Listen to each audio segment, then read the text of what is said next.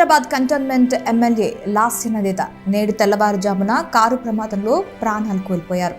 MLA ప్రయాణిస్తున్న car Patancheru ORR వద్ద అదుపు తప్పి రైలింగ్ను ఢీకొట్టింది.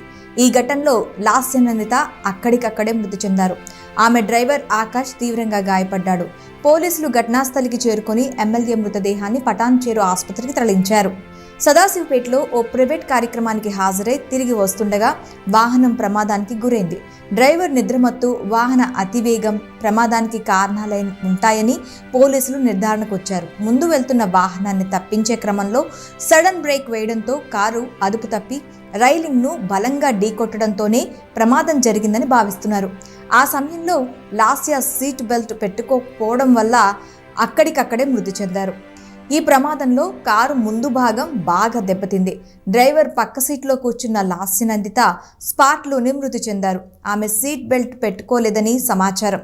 తీవ్ర గాయాలైన డ్రైవర్ ఆకాష్ను మదీనాగూడలోని ఓ ప్రైవేట్ ఆసుపత్రికి తరలించి చికిత్స అందిస్తున్నారు. అతని పరిస్థితి విషమంగా ఉన్నట్లు సమాచారం. కూతురి మరణ వార్త విని తల్లి స్పృహ తప్పి పడిపోయారు. మృతదేహాన్ని చూసి గుండెలు పగిలేలా రోధించారు. సోదరి నివేదిత రోదన పలువురిని కంటతడి పెట్టించింది. బీఆర్ఎస్ సీనియర్ నేత హరీష్ రావు ఆసుపత్రికి వెళ్లి లాస్య కుటుంబ సభ్యులని ఓదార్చారు. గాంధీ ఆసుపత్రిలో లాస్య మృతదేహానికి పోస్ట్ మార్టం నిర్వహించనున్నారు.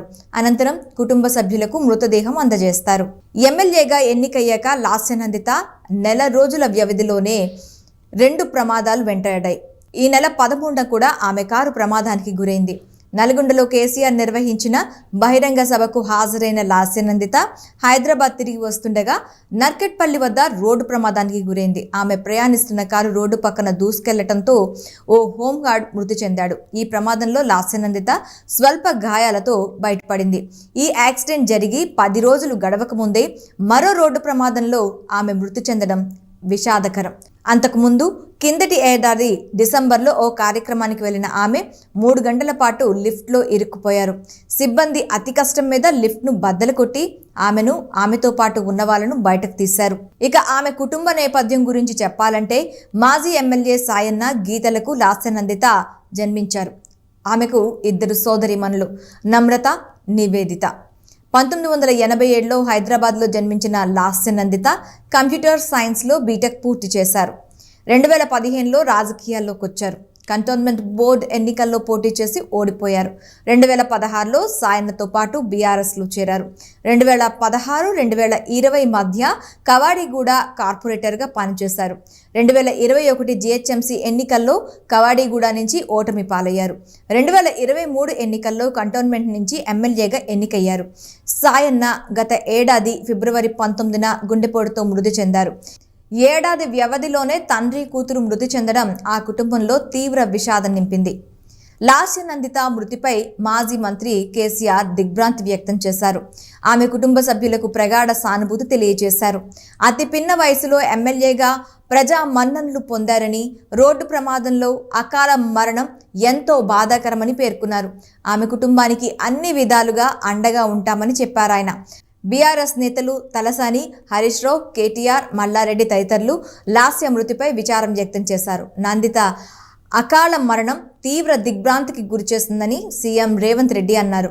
ఆమె కుటుంబ సభ్యులకు ప్రగాఢ సానుభూతి తెలియజేశారు. నందిత తండ్రి సాయన్నతో తనకు సన్నిహిత సంబంధాలున్నాయని తెలిపారు. ఆమె ఆత్మకు శాంతి చేకూరాలని భగవంతుణ్ణి ప్రార్థిస్తున్నట్లు పేర్కొన్నారు. మాజీ ఎమ్మెల్యే సాయన్న గత ఏడాది ఫిబ్రవరిలో గుండెపోటుతో మృతి చెందారు.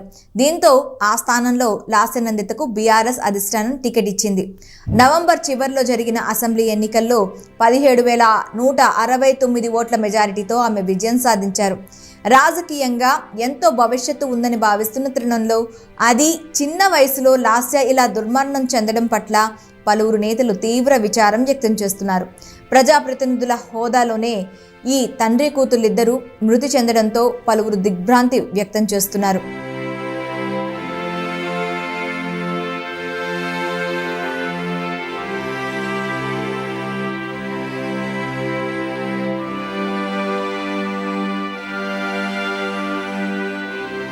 సికింద్రాబాద్ కంటోన్మెంట్ ఎమ్మెల్యే లాస్య నదేత నేడు తెల్లవారుజామున కారు ప్రమాదంలో ప్రాణాలు కోల్పోయారు.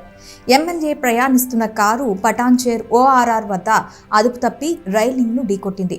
ఈ ఘటనలో లాస్య నదేత అక్కడికక్కడే మృతి చెందారు. ఆమె డ్రైవర్ ఆకాష్ తీవ్రంగా గాయపడ్డాడు. పోలీసులు ఘటనాస్థలికి చేరుకుని ఎమ్మెల్యే మృతదేహాన్ని పటాన్చేరు ఆసుపత్రికి తరలించారు. సదాశివపేటలో ఓ ప్రైవేట్ కార్యక్రమానికి హాజరై తిరిగి వస్తుండగా వాహనం ప్రమాదానికి గురైంది. డ్రైవర్ నిద్రమత్తు, వాహన అతివేగం ప్రమాదానికి కారణాలై ఉంటాయని పోలీసులు నిర్ధారణకు వచ్చారు. ముందు వెళ్తున్న వాహనాన్ని తప్పించే క్రమంలో సడన్ బ్రేక్ వేయడంతో కారు అదుపు తప్పి రైలింగ్ను బలంగా ఢీకొట్టడంతోనే ప్రమాదం జరిగిందని భావిస్తున్నారు. ఆ సమయంలో లాస్య సీట్ బెల్ట్ పెట్టుకోకపోవడం వల్ల అక్కడికక్కడే మృతి చెందారు. ఈ ప్రమాదంలో కారు ముందు భాగం బాగా దెబ్బతింది. డ్రైవర్ పక్క సీట్లో కూర్చున్న లాస్య నందిత స్పాట్లోనే మృతి చెందారు. ఆమె సీట్ బెల్ట్ పెట్టుకోలేదని సమాచారం. తీవ్ర గాయాలైన డ్రైవర్ ఆకాష్ను మదీనాగూడలోని ఓ ప్రైవేట్ ఆసుపత్రికి తరలించి చికిత్స అందిస్తున్నారు. అతని పరిస్థితి విషమంగా ఉన్నట్లు సమాచారం. కూతురి మరణ వార్త విని తల్లి స్పృహ తప్పి పడిపోయారు. మృతదేహాన్ని చూసి గుండెలు పగిలేలా రోదించారు. సోదరి నివేదిత రోదన పలువురిని కంటతడి పెట్టించింది. బీఆర్ఎస్ సీనియర్ నేత హరీష్ రావు ఆసుపత్రికి వెళ్లి లాస్య కుటుంబ సభ్యులని ఓదార్చారు. గాంధీ ఆసుపత్రిలో లాస్య మృతదేహానికి పోస్ట్ మార్టం నిర్వహించనున్నారు. అనంతరం కుటుంబ సభ్యులకు మృతదేహం అందజేస్తారు. ఎమ్మెల్యేగా ఎన్నికయ్యాక లాస్య నందిత నెల రోజుల వ్యవధిలోనే 2 ప్రమాదాలు వెంటాడాయి. ఈ నెల 13న కూడా ఆమె కారు ప్రమాదానికి గురైంది. నల్గొండలో కేసీఆర్ నిర్వహించిన బహిరంగ సభకు హాజరైన లాస్య నందిత హైదరాబాద్ తిరిగి వస్తుండగా నర్కెట్పల్లి వద్ద రోడ్డు ప్రమాదానికి గురైంది. ఆమె ప్రయాణిస్తున్న కారు రోడ్డు పక్కన దూసుకెళ్లడంతో ఓ హోంగార్డ్ మృతి చెందాడు. ఈ ప్రమాదంలో లాస్య నందిత స్వల్ప గాయాలతో బయటపడింది. ఈ యాక్సిడెంట్ జరిగి 10 రోజులు గడవక ముందే మరో రోడ్డు ప్రమాదంలో ఆమె మృతి చెందడం విషాదకరం. అంతకుముందు కిందటి ఏడాది డిసెంబర్లో ఓ కార్యక్రమానికి వెళ్లిన ఆమె 3 గంటల పాటు లిఫ్ట్లో ఇరుక్కుపోయారు. సిబ్బంది అతి కష్టం మీద లిఫ్ట్ను బద్దలు కొట్టి ఆమెతో పాటు ఉన్న వాళ్ళను బయటకు తీశారు. ఇక ఆమె కుటుంబ నేపథ్యం గురించి చెప్పాలంటే మాజీ ఎమ్మెల్యే సాయన్న గీతలకు లాస్య నందిత జన్మించారు. ఆమెకు 2 సోదరీమణులు నమ్రత, నివేదిత. 1987లో హైదరాబాద్లో జన్మించిన లాస్య నందిత కంప్యూటర్ సైన్స్లో బీటెక్ పూర్తి చేశారు. 2015లో రాజకీయాల్లోకి వచ్చారు. కంటోన్మెంట్ బోర్డు ఎన్నికల్లో పోటీ చేసి ఓడిపోయారు. 2016లో సాయన్నతో పాటు బీఆర్ఎస్లో చేరారు. 2016-2020 మధ్య కవాడిగూడ కార్పొరేటర్గా పనిచేశారు. 2021 GHMC ఎన్నికల్లో కవాడిగూడ నుంచి ఓటమి పాలయ్యారు. 2023 ఎన్నికల్లో కంటోన్మెంట్ నుంచి ఎమ్మెల్యేగా ఎన్నికయ్యారు. సాయన్న గత ఏడాది ఫిబ్రవరి 19న గుండెపోటుతో మృతి చెందారు. ఏడాది వ్యవధిలోనే తండ్రి, కూతురు మృతి చెందడం ఆ కుటుంబంలో తీవ్ర విషాదం నింపింది. లాస్య నందిత మృతిపై మాజీ మంత్రి కేసీఆర్ దిగ్భ్రాంతి వ్యక్తం చేశారు. ఆమె కుటుంబ సభ్యులకు ప్రగాఢ సానుభూతి తెలియజేశారు. అతి పిన్న వయసులో ఎమ్మెల్యేగా ప్రజా మన్ననలు పొందారని, రోడ్డు ప్రమాదంలో అకాల మరణం ఎంతో బాధాకరమని పేర్కొన్నారు. ఆమె కుటుంబానికి అన్ని విధాలుగా అండగా ఉంటామని చెప్పారాయన. బీఆర్ఎస్ నేతలు తలసాని, హరీష్ రావు, కేటీఆర్, మల్లారెడ్డి తదితరులు లాస్య మృతిపై విచారం వ్యక్తం చేశారు. నందిత అకాల మరణం తీవ్ర దిగ్భ్రాంతికి గురిచేస్తుందని సీఎం రేవంత్ రెడ్డి అన్నారు. ఆమె కుటుంబ సభ్యులకు ప్రగాఢ సానుభూతి తెలియజేశారు.